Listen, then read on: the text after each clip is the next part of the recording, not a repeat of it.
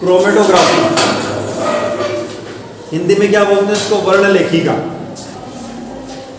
What is chromatography? सबसे पहला प्रश्न तो आता है।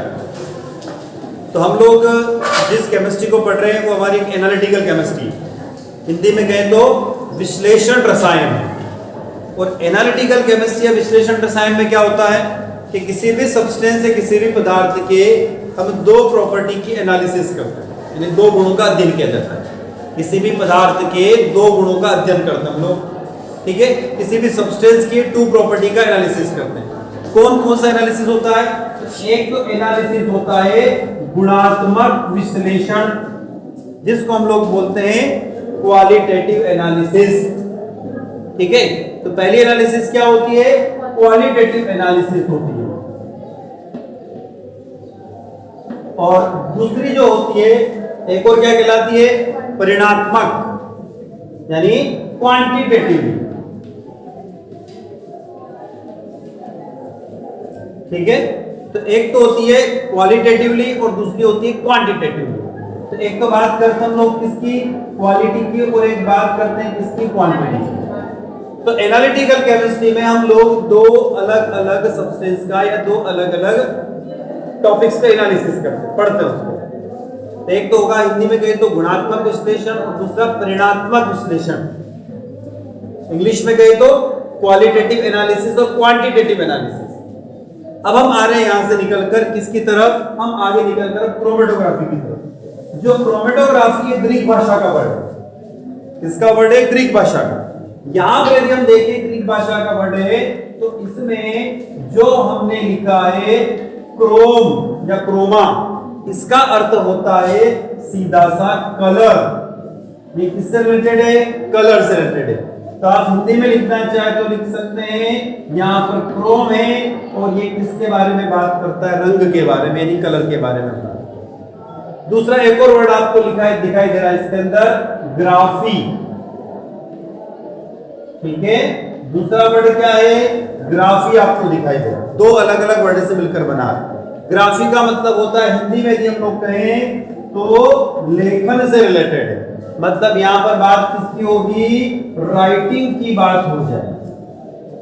तो क्रोमेटोग्राफी को यदि हम लोग कंबाइन करके देखें तो हिंदी में बोलते हैं इसको वर्ण लेखनी, यानी जिसमें कलर के द्वारा राइटिंग हो रही हो, इसके द्वारा कलर के द्वारा राइटिंग हो रही है। राइटिंग हम जो लिखते हैं पेन से, वो राइटिंग नहीं होगी यहाँ होगी किसी कंपाउंड के एनालिसिस के बारे में हम बात करें। तो ये किसका वर्ड है? तो ग्रीक भाषा का वर्ड है, ग्रीक वर्ड है, और इसका मतलब ये होता है। अब यदि हम कहें कि क्रोमेटोग्राफी में क्या होता है, तो सीधी सी बात है कि क्रोमेटोग्राफी किस काम में आती है? तो क्रोमेटोग्राफी काम में आती है, एक सेपरेशन की टेक्निक है। किसकी? पृथक्करण की तकनीक है। तो हम कह सकते हैं कि किसी भी कंपोनेंट, किसी भी कंपाउंड के अंदर जो कंपोनेंट्स होते हैं, हिंदी में कहूं तो जो घटक होते हैं, जो कंपोनेंट्स होते हैं, उन कंपोनेंट्स का क्या करेंगे हम लोग? उनका एक तो आइडेंटिफिकेशन करेंगे, ठीक है। उनका क्या करेंगे हम लोग? आइडेंटिफिकेशन करेंगे। आइडेंटिफिकेशन का मतलब क्या होता है? उनकी पहचान करना है। इसके द्वारा क्रोमेटोग्राफी के द्वारा हमने क्या कहा? किसी यौगिक के अंदर, ठीक है, जैसा मैंने उदाहरण ले लिया, मेरे पास में कॉपर सल्फेट है, .5s2, ये उसका सूत्र है। कॉपर सल्फेट का सूत्र क्या है? CuSO4.5s2। अब इस कंपाउंड के अंदर कौन कौन से कंपोनेंट है? इस यौगिक के अंदर कौन कौन से घटक है? तो इसके अंदर आपको कॉपर दिखाई दे रहा है, सल्फर दिखाई दे रहा है, ऑक्सीजन दिखाई दे रहा है, हाइड्रोजन दिखाई दे रहा है, ठीक है। तो इनकी हम क्या कर रहे हैं? हम एक तो करेंगे इनकी आइडेंटिफिकेशन, यानी इसकी पहचान करेंगे, और पहचान के साथ में इन सब का हम लोग सेपरेशन करेंगे, यानी इसका पृथक्करण करेंगे। तो क्रोमेटोग्राफी में क्या किया जाता है? जो कंपोनेंट्स होते हैं, जो घटक होते हैं, उनकी पहचान और करना और उनका पृथक्करण करना। The components of any compounds, identification and separations of the techniques. हम कह रहे हैं इस टेक्निक्स के अंदर हम क्या करेंगे? किसी भी कंपाउंड के जो कंपोनेंट्स होते हैं उनका सेपरेशन करेंगे और उनका आइडेंटिफिकेशन करेंगे। ये काम में आता है, ठीक है। अब आगे चलते हैं। ये जो प्रोसेस है क्रोमेटोग्राफी आखिरकार है क्या और क्यों उपयोग में लाई जाती है? अभी उसको वन बाय वन समझने की कोशिश करेंगे। तो आगे चल रहा है, इसके उपयोग में क्यों लाया जा सकता है, इसलिए लाया जा सकता है, कुछ पॉइंट्स की तरफ मैं चल रहा हूं। हम कह रहे हैं कि इस टेक्निक का उपयोग क्यों किया जाता है, तो अभी हमने कह दिया कि यह किसी भी कंपाउंड या कंपोनेंट के आइडेंटिफिकेशन और सेपरेशन के काम में आते हैं, यानी उसके पृथक्करण और उसको पहचान करने के काम में कि उसके अंदर कौन कौन से घटक मौजूद है और उसको कैसे हम अलग कर सकते हैं। जैसे भी हमने कहा कॉपर सल्फेट है, तो कॉपर को कैसे अलग कर सकते हो, सल्फर को, ऑक्सीजन को, हाइड्रोजन को कैसे अलग कर सकते हो, तो उसको आइडेंटिफिकेशन और सेपरेशन के काम में आते हैं। तो इसका उपयोग क्यों किया जाता है, उसके पीछे भी कुछ रीजन है। सबसे पहला रीजन, इसमें समय कम लगता है, इसमें समय कम लगता है। This method is a very short time method, इस मेथड में सबसे कम समय लगता है, पहली बात तो ये होगी। दूसरी कंडीशन है कि इसमें मिश्रण की अल्प मात्रा की आवश्यकता, मतलब इसमें जो मिक्सचर होता है, the minimum quantity of mixture is required, यदि सबसे कम यदि क्वांटिटी भी होगी मिश्रण की, तो उसको भी हम लोग काम में लेकर इसको सेपरेट कर सकते हैं। कहां पर काम में आती है, तो लिखेंगे हम लोग जटिल कार्बनिक यौगिकों के पृथक्करण में, जटिल कार्बनिक यौगिकों के पहचान और पृथक्करण में।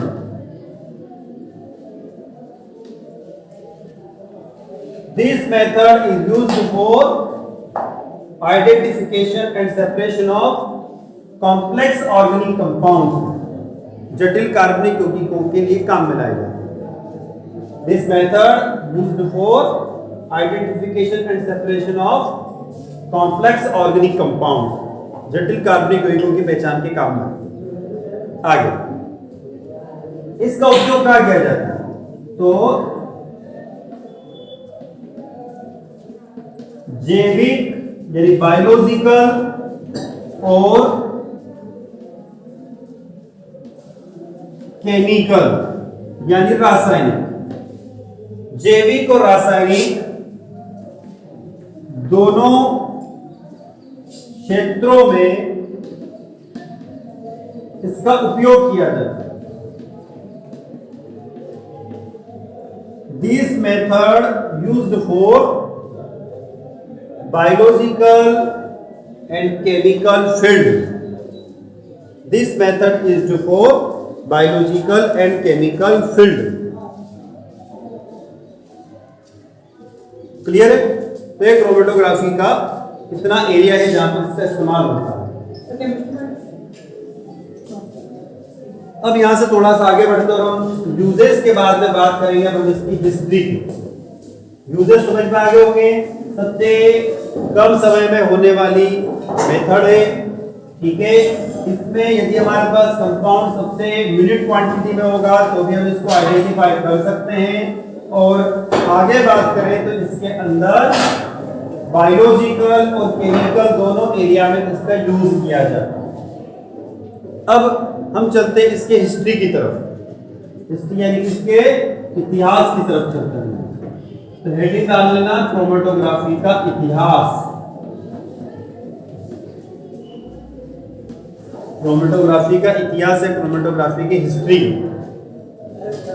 अभी हमने कहा किस काम में आती है, तो the separation and identification of components, ठीक है, यौगिकों के अवयवों को पहचान और पृथक्करण के काम में आती है। अब इस विधि का इस्तेमाल सबसे पहले कहां किया गया था और किसने किया था, तो हम लिखेंगे कि इस विधि को सबसे पहले जिसने खोजा था वो थे एक वनस्पति वैज्ञानिक।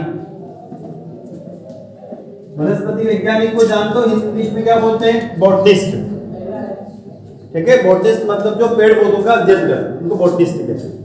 तो इसकी जो सबसे पहले डिस्कवरी की थी वो एम स्वेट ने की। किसने की थी, एम स्वेट ने की, ठीक है। तो this method is first discovered by M Tswett. Hindi में लिखना चाहो तो एम स्वेट ऐसे लिखते हैं। This method is firstly discovered by M Tswett in year 90s। सन 1900 में इसकी डिस्कवरी की थी उन्होंने। किसके ऊपर इन्होंने एनालिसिस की थी? तो पौधे के हरी पत्तियों पर, पौधे के हरी पत्तियों के पिगमेंट को पृथक किया था।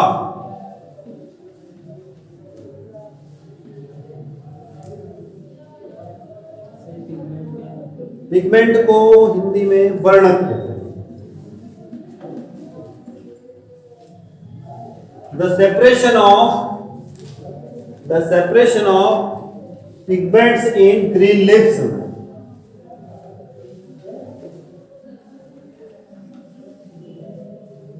अब इन एमस्वेट ने क्या किया था उसकी तरफ चलते हैं। इन्होंने जो बताया था ना सबसे पहले क्रोमेटोग्राफी के बारे में, उन्होंने क्या बताया था उसकी तरफ चलते हैं।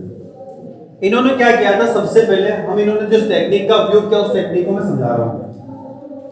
एमस्वेट ने सबसे पहले एक कॉलम लिया।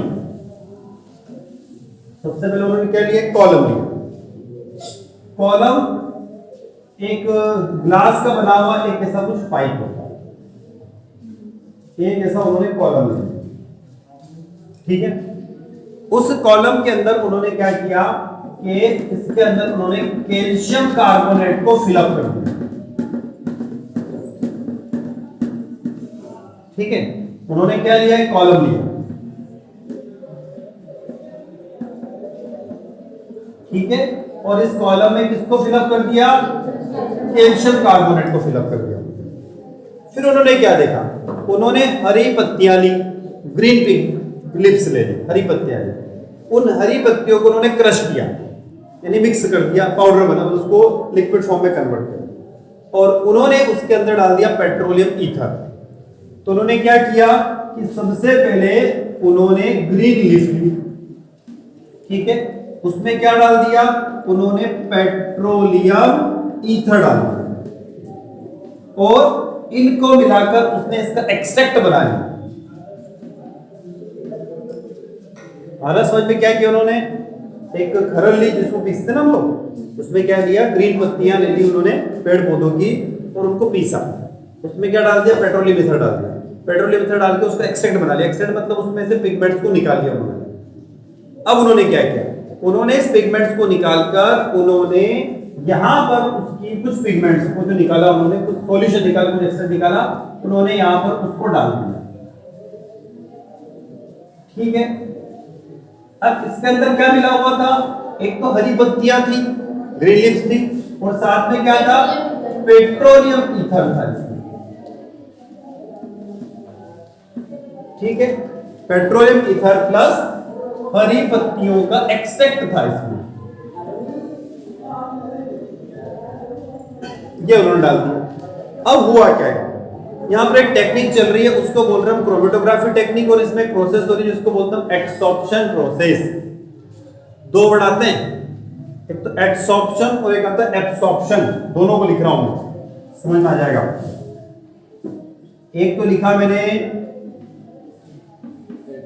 एडसॉर्प्शन, एक लिख रहा हूं मैं एब्सॉर्प्शन। ये तो है अधिशोषण हिंदी में, इसको बोलते हैं अवशोषण। दोनों में अंतर आपको पता है। यहां पर जो फिनोमेना हो रही है वो एडसॉर्प्शन फिनोमेना हो रही है, अधिशोषण की घटना हो रही है। अवशोषण अधिशोषण में क्या अंतर है? ये डस्टर है, ठीक है, मैंने इसको यहां पर इस तरीके से साफ किया बोर्ड को। ठीक, ये जो डस्ट पार्टिकल इसके अंदर तक चले गए वो तो हो गया एब्सॉर्प्शन, अवशोषण। और सिर्फ बाहर की लहर पर जो जमा हो रही है, मेरे उंगली को घुमाने से निकल रहे हैं, ये क्या है? एडसॉर्प्शन, अधिशोषण। तो अधिशोषण हम लोगों ने पहले पढ़ा है, कौन सी फिनोमेना है? सरफेस फिनोमेना, सिर्फ सतह पर होने वाली घटना। हो रही है नहीं हो रही? मैंने इसे हाथ घुमाया और बाहर निकल रहे पार्टिकल, तो किस पे हो रही है? सतह पर होने वाली घटना। तो यहां पर जो प्रोसेस हो रही है उसका नाम है एडसॉर्प्शन, अधिशोषण। और यहां पर एक और वर्ड आएगा एब्सॉर्प्शन पावर, अधिशोषण क्षमता। किसकी? इस पेट्रोलियम ईथर के अंदर जो हरी पत्तियां मिली हुई है उसकी। अब क्या होता है, हम लोग जानते हैं कि यहाँ पर अर्थ पे ग्रेविटेशनल फोर्स वर्क करता है, गुरुत्वाकर्षण शक्ति काम करती है। अब जब गुरुत्वाकर्षण शक्ति काम करती है तो देखो क्या होता है, उसकी तरफ ये चलता है। जब गुरुत्वाकर्षण शक्ति काम करेगी तो क्या होगा कि ऐसी स्थिति में गुरुत्वाकर्षण जब शक्ति काम करेगी तो हमने यहाँ पर पेट्रोलियम ईथर है, लिक्विड है, तो ये फ्लो की तरफ आएगा, नीचे की तरफ, जिसकी एब्सॉर्प्शन पावर यानी अधिशोषण क्षमता सबसे ज्यादा होगी। किसकी?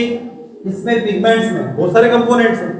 अब हरी पत्तियां है ना, हरी पत्तियों में हम क्या क्या बोलते हैं, क्या क्या होता है? क्लोरोफिल होता है, और क्या होता है?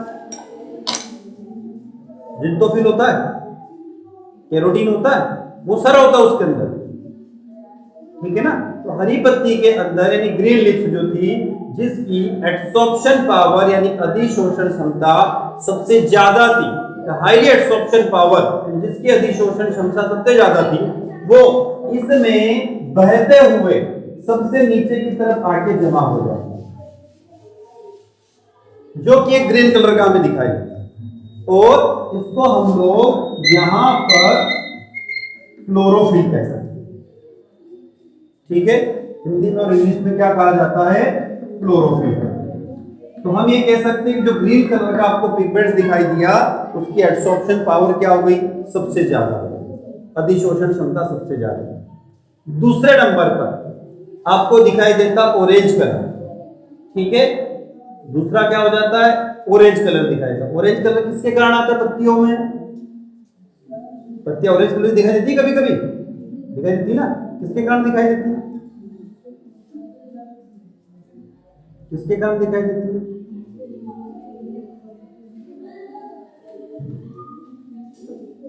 नहीं पता?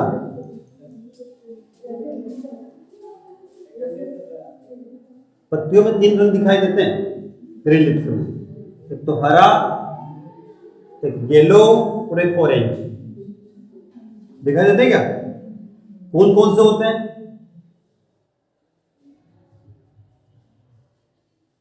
कौन कौन से होते हैं? नहीं पढ़ा क्या पहले?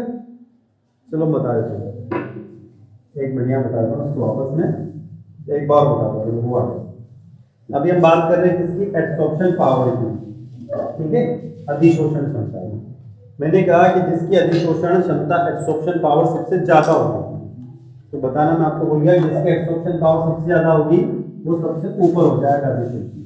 पहली बात, जिसकी एब्सॉर्प्शन पावर सबसे कम होगी, सबसे ज्यादा तो ऊपर ही हो गया वो, जिसकी सबसे कम होगी वो कहाँ आ जाएगा? सबसे नीचे आ जाएगा। और जिसकी एब्सॉर्प्शन पावर मिनिमम है, मतलब इन दोनों के बीच में है, वो इन दोनों के सेंटर में इस प्रकार से है। अब आपको उस कॉलम में 3 अलग अलग कलर दिखाई दे रहे हैं, दिखाई दे रहे हैं। तीनों कलर क्या कहते हैं? पहला जो आपको कलर दिखाई दे रहा है वो क्लोरोफिल के कारण है। दूसरा कलर आपको दिखाई दे रहा है येलो कलर, ये किसके कारण है? जेंथोफिल के कारण। सुना ना, पत्ती के अंदर ही होता है। और अगला है कैरोटीन के कारण, ऑरेंज कलर, ये भी पत्ती के अंदर होता है, वो अलग चीज है, वो कैफीन होता है चाय के अंदर, ठीक है। तो उन्होंने जो एक एक्सपेरिमेंट किया था एम स्वेट ने 1900 में, उन्होंने कुछ नहीं किया, तो उन्होंने एक कॉलम लिया, उस कॉलम के अंदर उन्होंने कैल्शियम कार्बोनेट को फिलअप कर दिया। क्लियर है? कैल्शियम कार्बोनेट फिलअप करने के बाद उन्होंने हरी पत्तियां ली, ग्रीन लीव्स ली, उसको पेट्रोलियम ईथर के साथ एक्सट्रैक्ट बनाया, और पेट्रोलियम ईथर के एक्सट्रैक्ट को उन्होंने इसमें पुट आउट कर दिया। हम देखते हैं कि जिसकी एब्सॉर्प्शन पावर सबसे ज्यादा होगी, यानी वो सतह पर रिएक्ट हो जाएगा, वो क्लोरोफिल था। जिसकी एब्सॉर्प्शन पावर सबसे कम थी वो कैरोटीन हो जाएगा, जो कि आपको रेड कलर का, ऑरेंज कलर का दिखाई देगा। और जो जिंथोफिल था उसकी एब्सॉर्प्शन पावर इन दोनों के सेंटर में थी, वो येलो कलर का होता है, वो सबसे सेंटर में होता है। तो इस तरीके से उन्होंने क्या किया, इस कॉलम को फिर उन्होंने ओपन कर दिया, यहां से इस पोर्शन को निकाल लिया जिंथोफिल को, यहां से क्लोरोफिल को निकाल लिया और यहां से कैरोटीन को निकाल लिया। और इस तरीके से उन्होंने तीनों अलग अलग सब्सटेंस का सेपरेशन कर दिया, हिंदी बोले तो पृथक्करण कर दिया, और उन्होंने इस तरीके से आइडेंटिफिकेशन भी कर दिया इसका तीनों। अब आते हैं इसके बारे में उन्होंने आगे क्या किया। अब इस एक्सपेरिमेंट को हम बड़े ध्यान से देखें तो हमने कहा कि भैया यहां पर क्या हुआ था, एब्सॉर्प्शन हुआ ना कि एब्सॉर्प्शन हुआ, अधिशोषण हुआ, अवशोषण नहीं हुआ। अब जो अधिशोषण हुआ उसमें आपको दो फेज दिखाई दे रही है। यहां पर टोटल फेज कितनी है, हिंदी में बोलूं तो मैं प्रावस्था है, यानी टोटल फेज है, टोटल प्रावस्थाएं कितनी है, तो यहां पर आपको दो फेज दिखाई देगी, दो प्रावस्थाएं दिखाई देगी। एक तो फिक्स्ड है कैल्शियम कार्बोनेट, कैल्शियम कार्बोनेट कहीं चला गया, वो तो उसलिए बैठा हुआ, वो नहीं चला। चला कौन था, पेट्रोलियम ईथर और ग्रीन लिप्स के जो पिगमेंट्स है वो चल रहे थे, कुछ यहाँ रुक गए, कुछ यहाँ पर आ गए, कुछ नीचे तक आ गए। तो आपको दो फेज दिखाई देंगे। एक जो फेज है वो स्थिर थी, स्थिर के लिए क्या वर्ड आता है, स्टेशनरी। तो एक फेज तो आ गई कि स्टेशनरी फेज, और दूसरी फेज आपको जो दिखाई देगी चलायमान, यानी जो मोबाइल, तो दूसरी फेज हो जाएगी मोबाइल फेज। हिंदी में लिखना चाहो तो स्थिर प्रावस्था और चलायमान प्रावस्था, मोबाइल फेज और स्टेशनरी फेज। अब यहां पर देखें तो जो कैल्शियम कार्बोनेट था वो तो आपकी कौन सी फेज हो गई, स्टेशनरी फेज हो गई, और मोबाइल फेज क्या हो गई, पेट्रोलियम ईथर। तो पेट्रोलियम ईथर क्या हो गई, आपकी मोबाइल फेज हो गई। इस प्रकार की आपकी कितनी फेज हो गई टोटल, इसके अंदर दो फेज आपको दिखाई देंगे। अब स्टेशनरी फेज क्या हो सकती है और मोबाइल फेज क्या हो सकती है, उसकी तरफ चलते हैं। हम कह रहे टोटल कितनी फेज है, यहां पर टू फेजेस, क्लियर है। अब जो स्थिर प्रावस्था है स्टेशनरी फेज है वो कौन है, तो देखो हम कहते हैं कि किसी भी पदार्थ की कितनी अवस्थाएं होती है, जनरली तीन, ठीक है। तो यहां पर लिख लो आप लोग सॉलिड और लिक्विड, हिंदी में लिखना चाहो तो ठोस और द्रव। ये तो आपकी कौन सी फेज हो सकती है, स्टेशनरी फेज हो सकती है। स्टेशनरी फेज यानी स्थिर प्रावस्था या तो ठोस होगी या द्रव होगी, जबकि चलायमान यानी मोबाइल फेज जो है वो या तो लिक्विड होगी या गैस होगी, ठोस कभी नहीं हो सकती। तो चलता कौन है, ठोस को चलने में तकलीफ आती है ना, तो ठोस नहीं चल सकता। तो मोबाइल फेज कौन होगा, या तो लिक्विड होगी या फिर गैस होगी। अब जब भी हम क्रोमेटोग्राफी टेक्निक के बारे में बात करेंगे और उसको लिखेंगे, तो जब भी किसी विधि को लिखा जाता है तो सबसे पहले वहां पर मोबाइल फेज को लिखेंगे और फिर उसके बाद में स्टेशनरी फेज को लिखेंगे। अब ये कॉलम क्रोमेटोग्राफी में यदि आपसे बात की जाए कि इस कॉलम क्रोमेटोग्राफी को आप कौन सी क्रोमेटोग्राफी कहेंगे, तो अभी हमने क्या कहा कि सबसे पहले आप किसको लिखोगे, मोबाइल। याद रखने का तरीका, मोबाइल हमेशा घूमता रहता है, चल फिर सकता है, हमारे साथ आता जाता है मोबाइल। तो सबसे पहले किसको लिखोगे आप, मोबाइल, ठीक है। यदि आपके पास स्मार्टफोन है, सबसे पहले उठते आपको क्या याद आता है, स्मार्टफोन याद आता है ना। पानी की प्यास लग रही तो बाद में सोचेंगे, पहले किसके बारे में बात करते हैं, मोबाइल के बारे में, ठीक है। तो हमेशा मोबाइल, तो सबसे पहले आप किसको लिखोगे, मोबाइल। तो पहले मोबाइल फेज की बात करोगे, फिर स्टेशनरी की। तो इस क्रोमेटोग्राफी को हम क्या बोल सकते हैं, यहां पर लिक्विड पेट्रोलियम ईथर था, तो लिक्विड सॉलिड क्रोमेटोग्राफी कह सकते हैं, यानी कि द्रव ठोस क्रोमेटोग्राफी कहा जाता है, क्लियर है ना। तो सबसे पहले जब आप लिखने की कोशिश करेंगे तो पहले किसको, मोबाइल फेज को लिखेंगे और फिर किसको लिखेंगे, स्टेशनरी फेज के बारे में। यहां तक क्लियर। ये किसने दी थी, कॉलम क्रोमेटोग्राफी, जो सबसे पहले बॉटनिस्ट थे एम स्वेट, उन्होंने इसके बारे में बात की। अब हम कुछ और डिस्कवरी के बारे में बात कर लेते हैं, 2 मिनट में इस टॉपिक को हम खत्म करते हैं। यहां से बना लिया डायग्राम को, बताएं, चलो आगे। बुक में नहीं मिलेगा, नहीं है यूट्यूब पे मिलेगा, हाँ वहां मिल सकता है। चलो आगे चलते। अब हम कह रहे हैं कि जैसे हमने कहा भी इस क्रोमेटोग्राफी को हमने लिक्विड सॉलिड क्रोमेटोग्राफी नाम दे दिया, क्यों? क्योंकि इसमें जो मोबाइल फेज है वो लिक्विड थी और स्टेशनरी फेज जो थी वो सॉलिड थी। कुछ और क्रोमेटोग्राफी की बात करते हैं। हम चलते हैं सन 1941 की बात करते हैं, 1941 में। स्वेट ने तो 1900 बात कर ली, तो उसके बाद में 1941 में आया था मार्टिन। नोट कर लो इसको भी, कौन आए थे? मार्टिन। और उनके सहयोगी थे सीज। इंग्लिश में लिखना चाहो तो इंग्लिश में लिख सकते हो, मार्टिन सीज। इन्होंने सबसे पहले, ये तो एम स्वेट ने बना के छोड़ दिया था, पर उन्होंने वो नाम नहीं दे पाए थे कि इसका नाम कॉलम क्रोमेटोग्राफी। तो उस क्रोमेटोग्राफी का नाम किसने दिया था? इन्होंने। तो सन 1941 में मार्टिन और सिंज ने कौन सी क्रोमेटोग्राफी के बारे में बात करी थी? Column chromatography. लिख सकते हो आप, कॉलम क्रोमेटोग्राफी। इंग्लिश और हिंदी में एक ही नाम है सबके।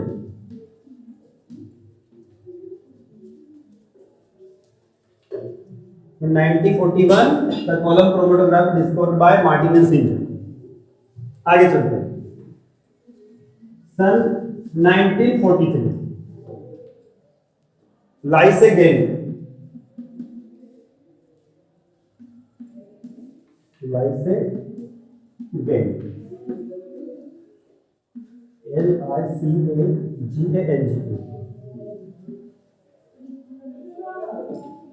इन्होंने कौन सी क्रोमेटोग्राफी दी थी? Paper chromatography. हिंदी में आप कागज लिखोगे, इससे बड़ा पेपर ही लिखना, ठीक है? Paper chromatography.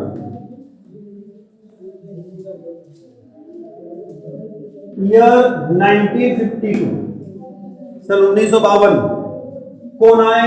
जेम्स आए। वह इनके सहयोगी थे मार्टिन। ये मार्टिन फिर यहां पर भी आ गए, जेम्स और मार्टिन। इन्होंने गैस लिक्विड क्रोमेटोग्राफी दी।